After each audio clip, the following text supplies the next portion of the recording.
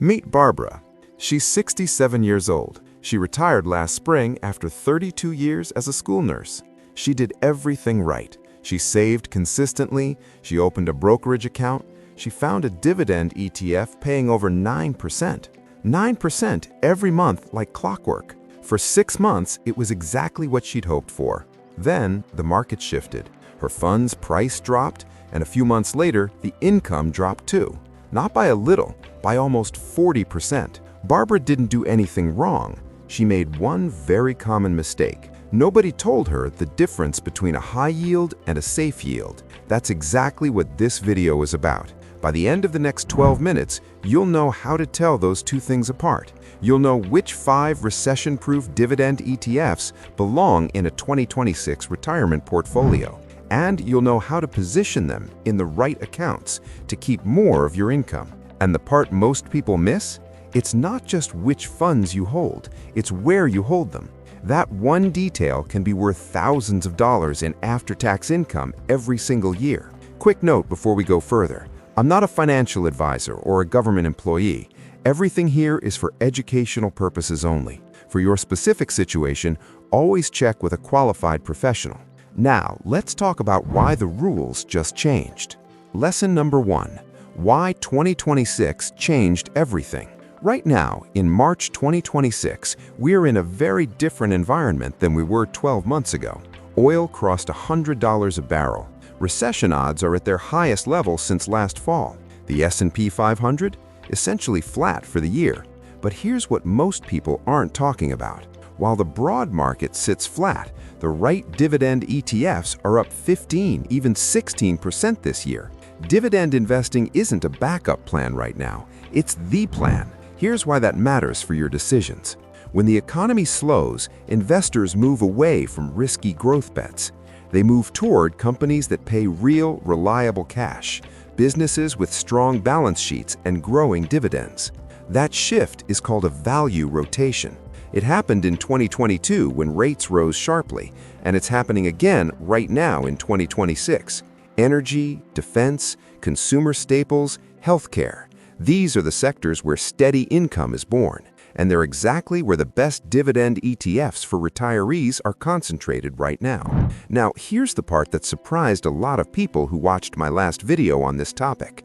The ETF that was sitting in the bottom tier of its category 12 months ago, it's now sitting in the top 1% of its entire category in 2026. And the fund everyone rushed into, it's quietly struggling to keep up. That's not luck, and it's not a fluke. There's a very clear reason why. And that reason exposes the biggest myth in dividend investing today. Lesson number 2, the myth that's costing retirees real money. Here's the myth. The higher the yield, the safer the income.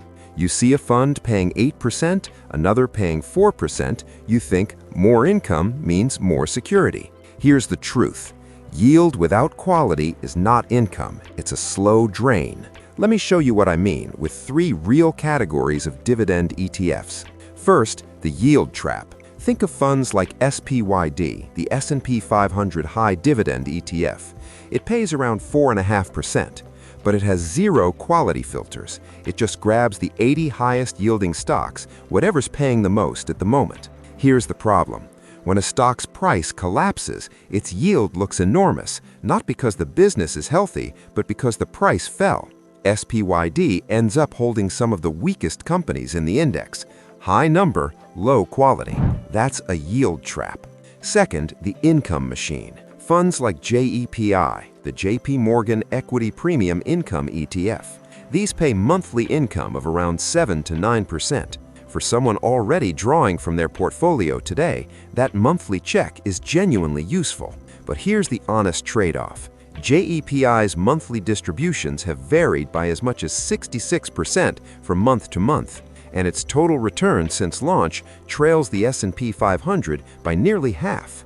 You get the income, you give up the growth. Third, the Total Return Income Fund. This is SCHD, VIG, DGRO. These funds don't always have the highest starting yield, but they grow their dividends year after year. SCHD has raised its dividend every single year since 2011, 15 consecutive years. So here's the insight. A recession-proof dividend ETF portfolio for 2026 doesn't pick just one of these types. It uses all three of them in the right proportions, doing specific jobs. And that's exactly what we're building right now. Lesson number 3. The 5-Fund Recession Portfolio. 5 funds, 5 jobs. Let me take you through each one. Fund 1, SCHD, 30%.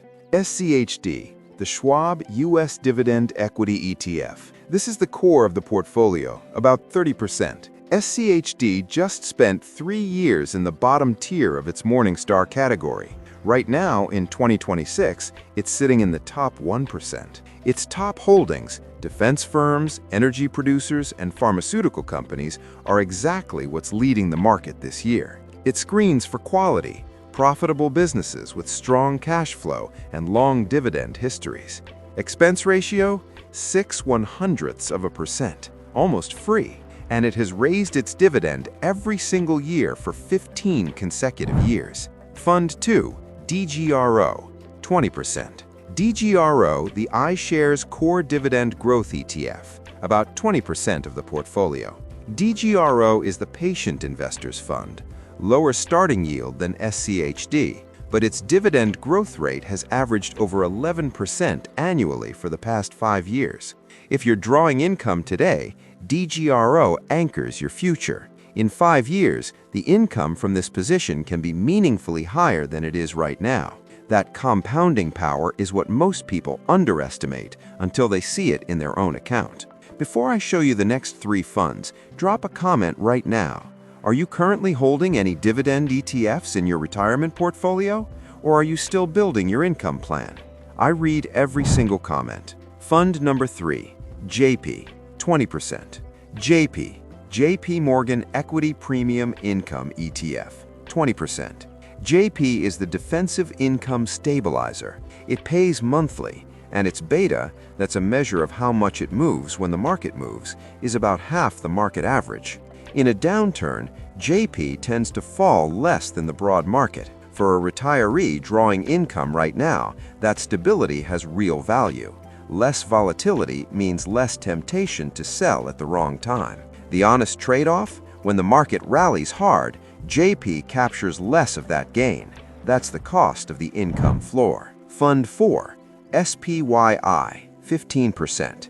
SPYI, the ENEOS S&P 500 High Income ETF, 15%. SPYI is the tax-smart high-income layer of the portfolio. It yields around 12%.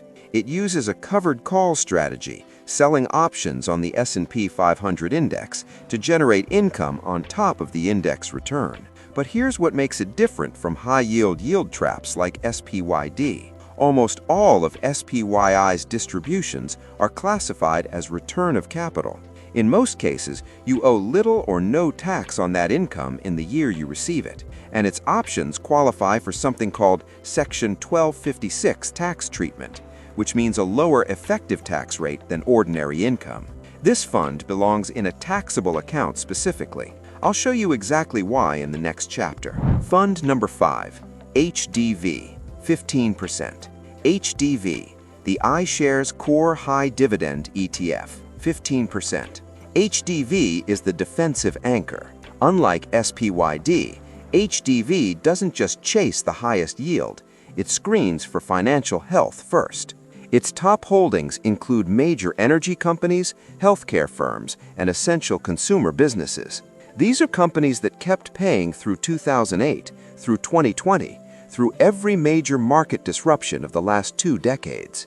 Expense ratio, 0.08%, highly efficient. That's the portfolio, 5 funds, each one doing a specific job. But before you act on any of this, there is one more thing you need to know. And this is the piece almost nobody covers on YouTube. Where you hold these funds matters almost as much as which funds you hold. Lesson number 4, the account placement rule that protects every dollar. 2 retirees can hold the exact same 5 funds and end up with dramatically different after-tax income. The difference? Which account holds which fund? Here's the placement rule in plain English. put your highest tax cost income in your most tax-sheltered account. Let's apply it to our 5 funds. SPYI goes in the taxable account. Its near 100% return of capital distributions are already tax-efficient by design. Holding it in a taxable account preserves and amplifies those advantages. Put it in a traditional IRA and you actually lose the tax benefit. JEPI goes in the traditional IRA. JEPI's income is classified as ordinary income, taxed at your regular income tax rate. Inside a traditional IRA, that tax is deferred until you withdraw. No tax drag on the income while you hold it. SCHD and DGRO flexible. They work well in either a taxable or a Roth. Their dividends are generally classified as qualified dividends.